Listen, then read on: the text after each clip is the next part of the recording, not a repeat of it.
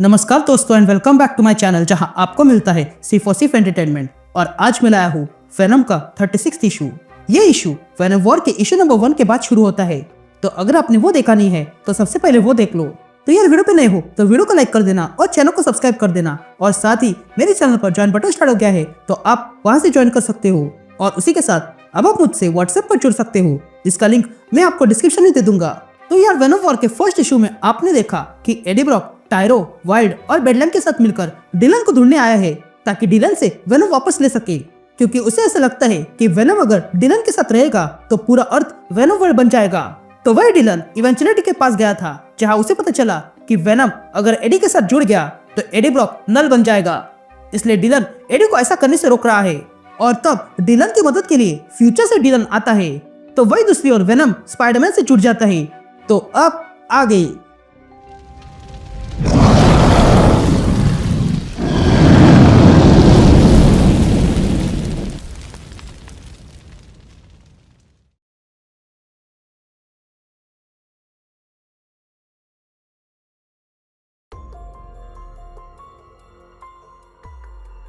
All right gang. तो issue की शुरुआत में हम ओल्ड मैन डिलन को देखते हैं जो फ्यूचर में भाग रहा था।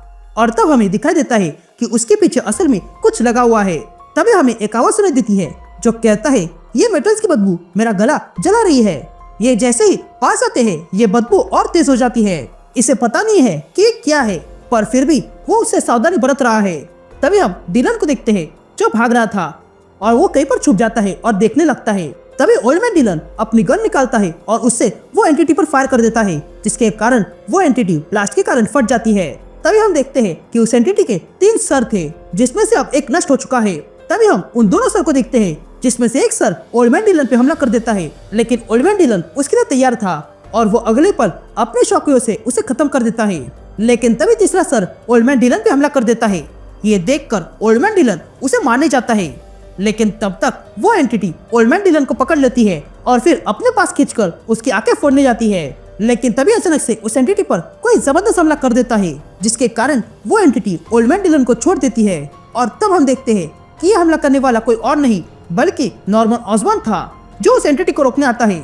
लेकिन तभी उस एंटिटी पर एक और हमला होता है जिसके कारण वो एंटिटी पूरी तरह खत्म हो जाती है। और तब हम देखते हैं कि ये दूसरा वार करने वाली कोई और नहीं बल्कि लिस एलन थी। तभी ओल्ड मैन डिलन इन दोनों से कहता है यहाँ का रेडिएशन तुम दोनों के दिमाग को पिघला देगा, जिस पर लिस एलन कहती है कि अगर तुम ये कर लोगे तो ऐसा कभी नहीं होगा। लेकिन तभी वहां पर बेनी ब्रिक्स आता है और इन तीनों से कहता है जल्दी करो ये और आ रहे हैं। ये कहते डिलन अपना डिवाइस ऑन करता है और तीनों से कहता है मैं आप लोगों से प्यार करता हूँ। ये कहते डिलन वहां से टाइम ट्रेवल कर लेता है। तो वही लिस, नॉर्मन और बेली देखते हैं कि वहां पर वे कई सारे एंटिटी आ चुके थे। ये देखकर वे तीनों उन पर हमला कर देते हैं, लेकिन वो एंटिटी उन्हें एक पल में खत्म कर देती है। यहाँ ओल्ड मैन डिलन ये देख रहा था, लेकिन तब तक वो टाइम ट्रेवल कर चुका था। यहाँ प्रेजेंट में हम ओल्ड मैन डिलन को देखते हैं जो न्यूयॉर्क आता है और फिर तुरंत आके उस समय के डिलन से मिलता है और फिर वो सारी बातें बताता है और कहता है कि उस फ्यूचर को खत्म करने के लिए प्रेजेंट के डिलन की आवश्यकता होगी। ये कहते ही ओल्ड मैन डिलन वहां से चला जाता है। तभी हम ओल्ड मैन डिलन को देखते हैं जो उससे भी पीछे जाता है और तुरंत अपना भेष बदल कर किसी को ढूंढने लगता है। लेकिन तभी उस रास्ते में गोल्डन मैन दिखाई देता है जो गुस्से में आकर एक कार तोड़ देता है। ये देखकर वेनम ओल्ड मैन डिलन से कहता है यही अवसर है, हम इसे पकड़ लेते हैं। जिस पर ओल्ड मैन डिलन कहता है नहीं अभी नहीं, पहले उसे आने दो। ये कहते ही ओल्ड मैन डिलन देखता है कि वहां पर गोल्डन मैन को रोकने के लिए और स्पाइडरमैन वहां आ चुका था। ये देखकर डिलन वेनम से कहता है देखो वो आ गया, अब बस हमें वेट करना होगा। यहाँ दूसरी तरफ हम एडी ब्रॉक को देखते हैं जो एनी को लेकर डेट पे आया था। तभी हमें एक आदमी दिखाई देता है जो एडी के आने के बाद उन दोनों को ही देख रहा था। तभी वहाँ पर वेटर आता है ऑर्डर लेने के लिए, लेकिन तभी एडी को किसी को कॉल आता है इसलिए वो उठकर वहाँ से चला जाता है।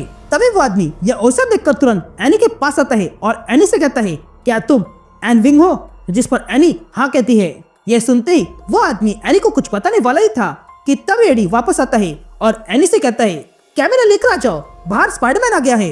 यहाँ बाहर डिलन एक न्यूज आर्टिकल पढ़ रहा था जिसमें लिखा था कि स्पाइडरमैन के कारण गोल्डन मैन पुलिस की हिरासत में है।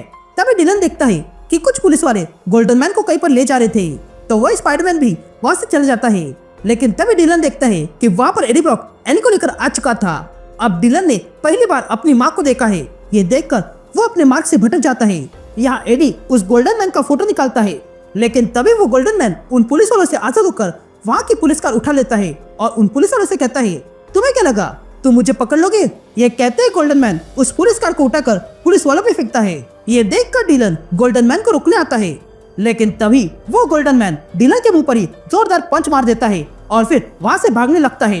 यहाँ डिलन अपनी पावर का यूज करते हुए उन पुलिस वालों को उस कार से बाहर निकालता है और फिर अपनी गन निकालकर उस गोल्डन मैन के पीछे चला जाता है। तभी डिलन अपनी गन से उस गोल्डन मैन पर फायरिंग कर देता है, लेकिन वो गोल्डन मैन उल्टा डिलन पर ही हमला कर देता है, जिसके कारण डिलन अपने पास से एक सिरिंज निकालता है और उस गोल्डन मैन के पेट में घुसा देता है और उसके अंदर से उसका एसेंस निकालने लगता है। लेकिन तभी उन दोनों को रोकने के लिए वहाँ पर स्पाइडरमैन आता है और स्पाइडरमैन डिलन से कहता है, मैं जानता नहीं हूँ कि तुम उस सिरिंज का क्या करने वाले हो, पर हमें ये फैमिली फ्रेंडली रखना होगा। And that's it. ये इशू यही कंटिन्यू होता है।